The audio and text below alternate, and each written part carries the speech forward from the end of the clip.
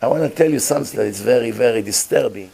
Thousands of Ukrainian girls was imported to Israel to work in prostitutions. In every block you have an apartment of Russian prostitute. We call it Russian because we do not know to tell the difference between Russian and Ukraine.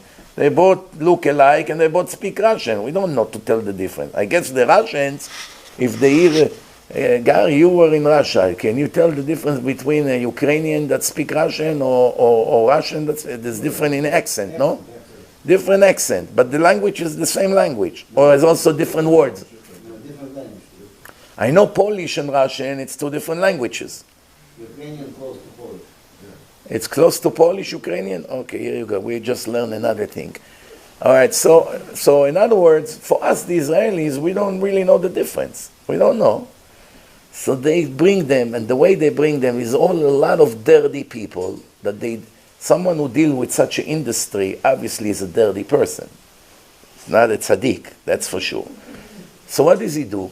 They published in Ukraine, if you would like to come and work in Israel in cleaning or au pair, watching children, all kinds of jobs like this, you're going to make $4,000 a month. Wow, $4,000 in Ukraine? Better than a lawyer. It's a lot of money.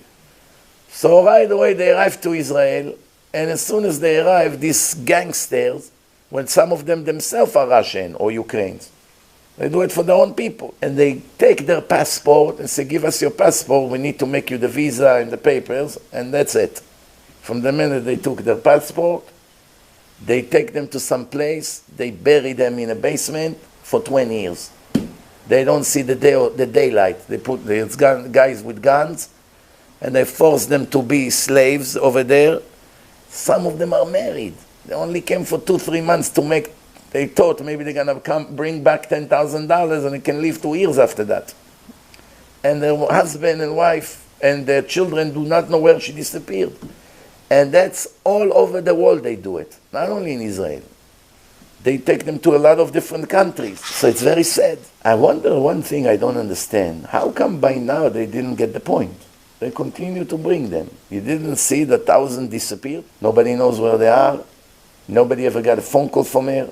And another one, and another one. How come they don't say on the news? Many girls that went this year to Israel or to Europe or to other countries, we lost track where they are. Please be careful. Why don't you warn your people? If I was the Prime Minister of Ukraine back then and see that thousands of girls went and nobody knows where they are, and there's more and more reports that this one is missing and this one is missing, I would put an end to it, right? At least put commercials on TV from the government. Be very careful if somebody offers you a job in a different country. I don't know. I don't understand the logic.